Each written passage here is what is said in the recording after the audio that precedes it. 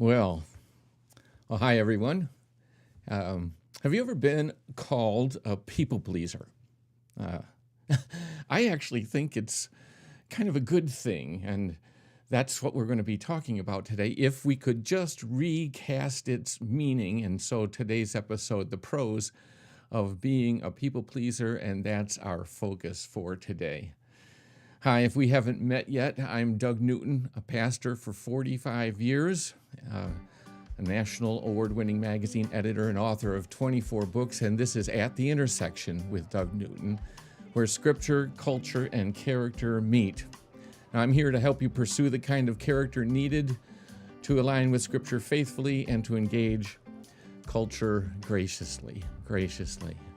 Now, this is season number 2, and my goal in our troubled culture is to help you focus on good character, to find it in the Bible, and then to flesh it out in your life.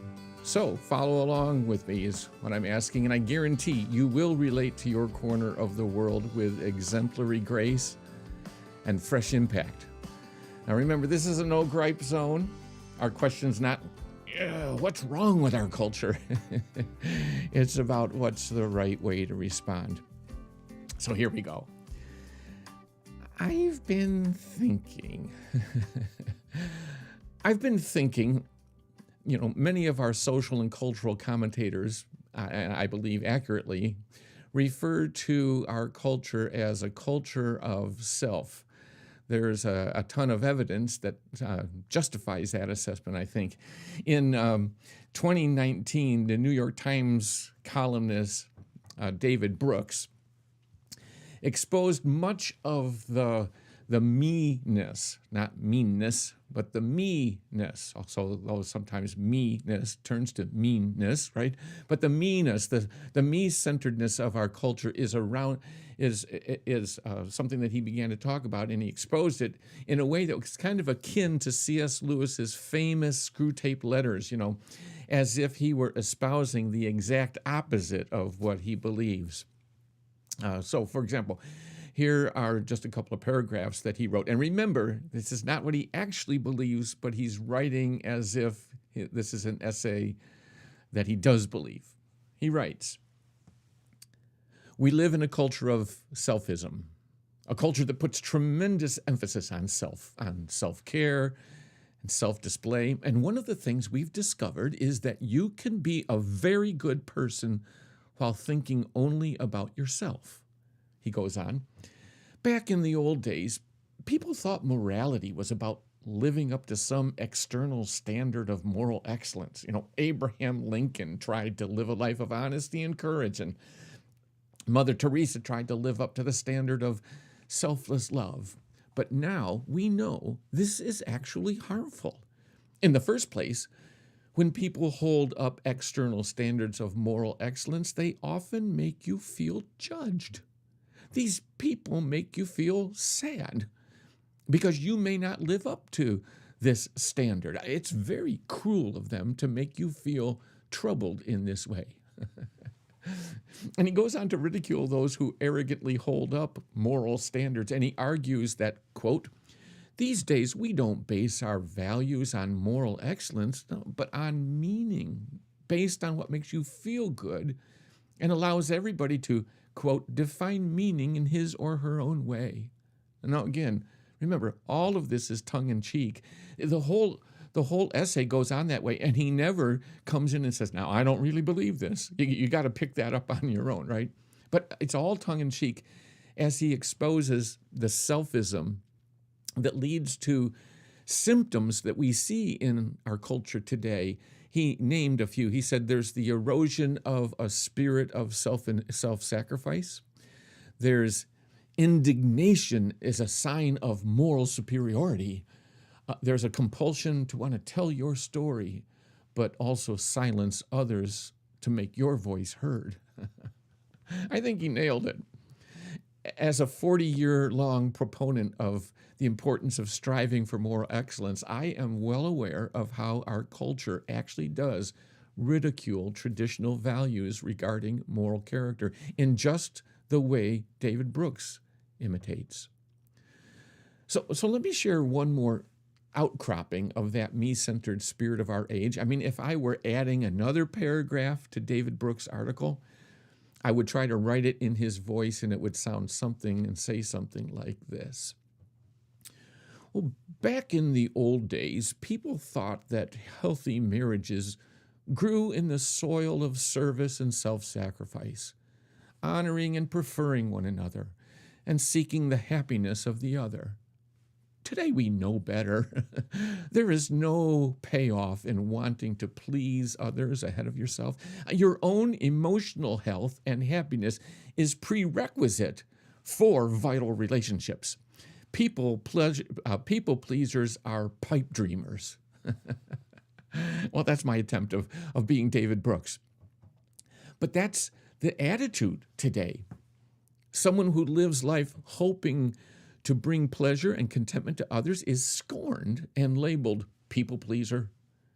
It's about the worst thing you can call someone today that doesn't involve foul language. I remember being in junior high and high school when there was another label used that conveyed the same negative connotation as people pleaser. It does involve a little more crude visual image, but see if you remember it. If a student ever tried his or her best in a class, you'd be ridiculed. If you showed enthusiasm about a teacher's instruction, you'd be ridiculed with this epithet. If you gave extra effort on assignments or offered any compliment to a teacher, that person would be called a brown nose. Now, just in case you've never heard that phrase before or put two and two together about that name, it had to do with kissing a lower rear portion of a teacher's anatomy. You get the point, right? That's the unfortunate connotation of people pleaser. Certainly, the negative connotation fits a person who constantly tries to gain acceptance by nervously doing what other people want them to do. I mean, yeah, that's not good. It's like the character Julia Roberts played in the movie Runaway Bride, who always liked her eggs served the exact same way, whatever man she happened to be dating at the time. That kind of people pleaser lacks the backbone and the self-confidence to just be their own person. So I'm asking, why can't I be my own person today and have the backbone and stand up to the self-centered meism of our culture and recast the idea of people-pleasing in a more positive light? And I want to declare the value of living a life deeply committed to pleasing people. If a person wants to do a good job at work, knowing that it's going to please the boss, does that mean he or she has a weak self-image and needs affirmation in order to be happy about themselves? Are they just being a brown nose, kissing up to the boss, people pleaser? Of course not. Not necessarily, obviously, and probably not even most of the time. People can want to excel at work and please the boss for many good reasons. To get promoted, to make more money, to advance a cause he or she believes in, to help the company succeed. Or how about this one? Just because it's the right thing to do. As the Bible says, whatever you do, work at it with all your heart, as working for the Lord, not for men. So you see, doing your best and working toward excellence at work and performance and all that kind of stuff, if you're doing that for the Lord particularly, and it happens to please other people, then so be it. It's wonderful. But our culture's warning against being a people pleaser comes from a sadly self-centered me-first priority. Our culture is saying, be very careful.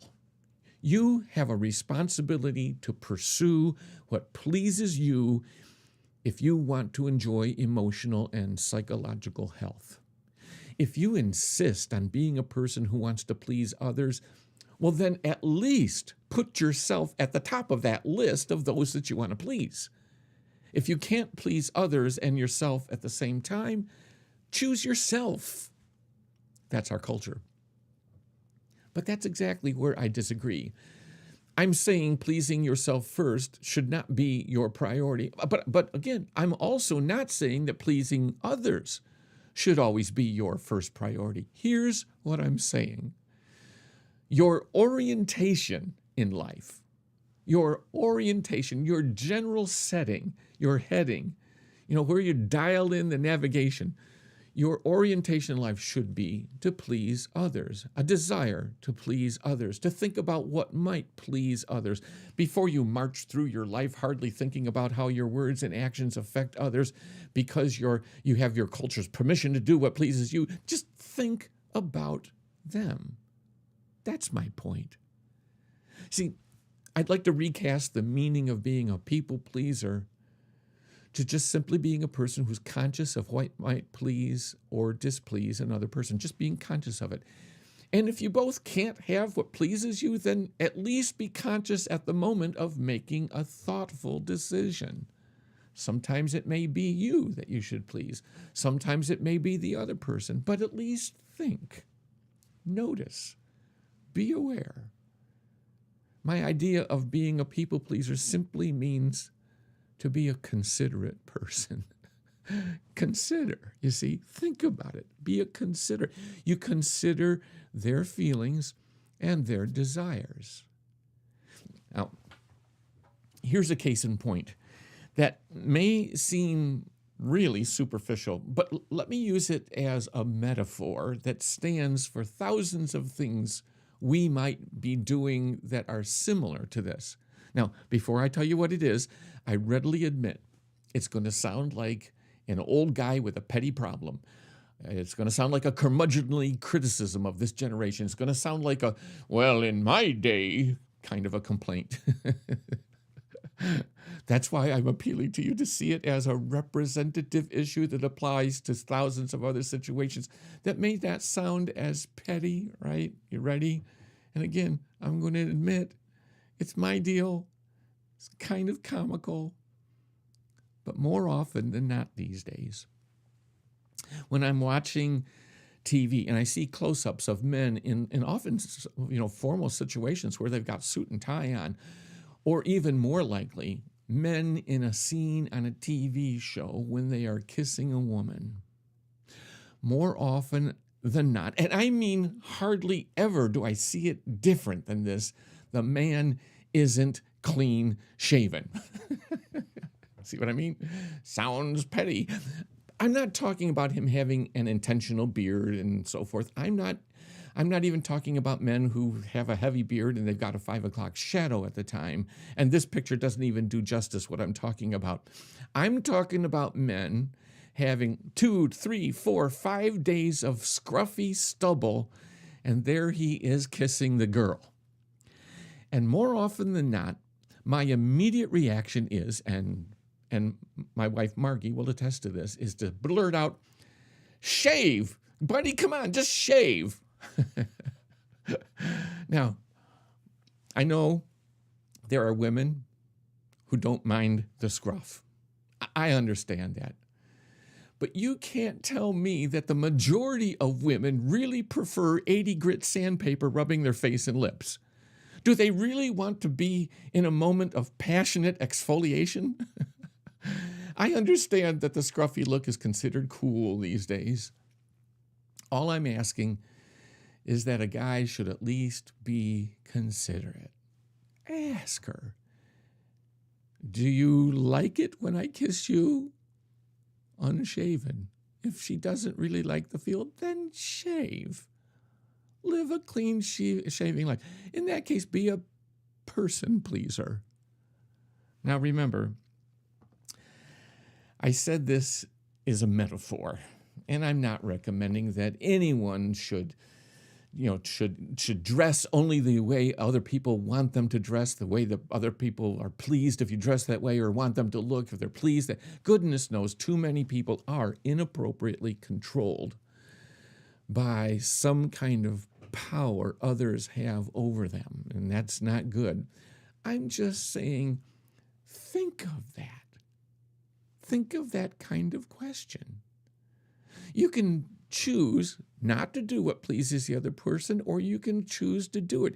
You don't have to be controlled by their preferences, but the right way to relate to other people, to break free of the controlling power of our me first culture, is to at least carry that question in your mind all the time. Be considerate. What do I need to think about what would please them, what they like? That shows I'm being considerate. Develop the habit of noticing how your choices affect others in everything, from personal hygiene to topics of conversation. That's all I'm asking. Would you prefer I shave? Is the metaphorical question. I'm trying to live considerately in order to make the world a better place. I mean, I am trying to do that. Like, when I come to a parking lot at Costco or Walmart, and I'm looking for a spot to park in close to the entrance, and there's another car coming toward me in that row, and we're both going toward that one open spot close to the entrance, even if I am closer to the spot, I typically think it will please that person to have that spot, and I will always, I think, always drive past. Even if, especially if it's raining, because that would really please that person. I don't have to have the closest spot, you see. When it's pushing 10 o'clock at night, and I just thought of a question I need to ask someone at the church, and I'd like to know the answer now, it would help. As I reach for my phone to send a text, I typically think, oh, do they really want to have to answer a text at this time of night? Now, I'm not saying you should ever do that. I'm just saying think about it. Think about what might or might not please others. Be considerate. The Apostle Paul put it this way: in humility, value others above yourselves, looking not to your own interests, but to the interests of others. Wow, I mean, right there. That's talking about being a people pleaser. This is how I think we should invigorate the idea of being a people pleaser with new purpose and value. And I want to be a people pleaser as much as possible by conditioning myself, not letting my culture condition me, but by conditioning myself to think this way. That orientation alone will change our culture, because we will find how often and how actually easy it is in those moments to just do something that pleases the other person. It's not that hard. It's not like walking up Mount Everest. So often all it takes is to just shave, metaphorically speaking. Well,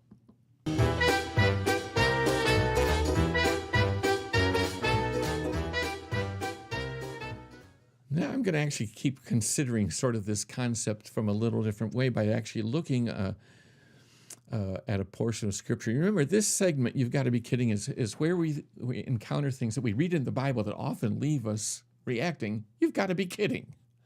And in that regard, here is my verse for the day. 1 Peter 2:18, slaves. Now, we can take it out of the economic culture of their time and just think employees. Submit yourselves to your masters with all respect, not only to those who are good and considerate, but also to those who are harsh. But also to those who are harsh. You've got to be kidding. I've told you in previous episodes about the informal translation of the Bible that I will sometimes do. It's not one that's actually out on the market, but I've got little notes that I've made, and I think very often about that. It's not a translation that you can read, but it's often the translation we actually live. And as I often say, the most important Bible in your life is not the one you read, but the one that you live.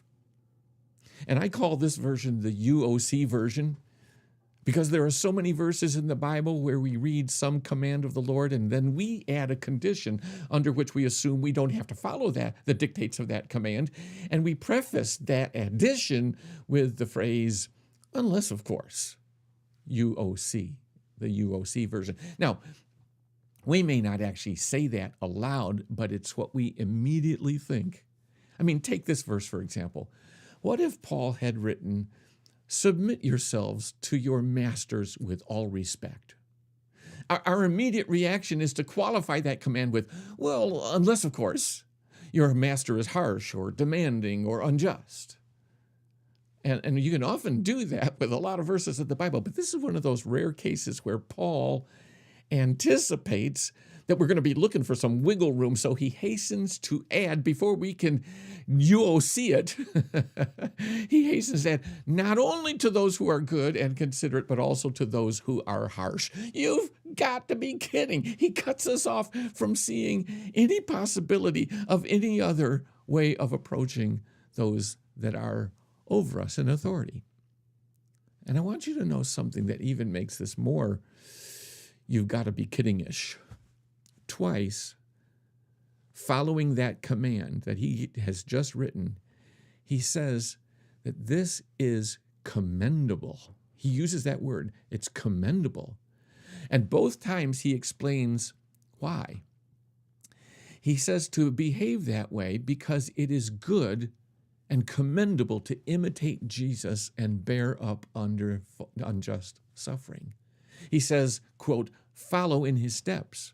He says also, quote, here's your example. He did that for you. He says, in fact, this kind of behavior is not as a side issue. Now, listen to this. This is not just something, hey, kind of while you're going about living your Christian life and everything, try to remember to do this. He says, this is your calling. It's your calling. It's your calling in life. You've got to be kidding. And I want to point out that this falls in the category of being the right kind of people pleaser who seeks to please even those who have unjust expectations. You've got to be kidding. I can hear the UOCs popping all over the place, but there's no wiggle room here. So we can't just read those kind of verses and fall back into a selective way over who we choose to be considerate to. We'll be considerate of others. We'll care about what pleases others when we are that kind of people, whether we are going to be treated right or not. That's your calling. And just in case you think Paul is being unrealistic without warrant, going way over the top, where'd you get that from, Paul? Who says, Paul? Don't forget where his warrant came from. It came from Jesus himself, who said in his most famous sermon, here it is. Oh, I'm sorry. I don't have it up on the screen. Just listen. If you love others who love you, what credit is that to you? Even sinners love those who love them. And if you do good to those, or if you please those who please you, what credit is that to you? Even sinners do that. And if you lend to those from whom you accept, lend to those from whom you expect repayment, what credit is that to you? Even sinners lend to sinners expecting to be repaid in full. But love your enemies. Do pleasing things to them. Do good to them and lend to them without expecting to get anything back. That's our calling. But you know what? Because our calling is leading other people to Jesus Christ, that's our calling, right? Here's how that fits in.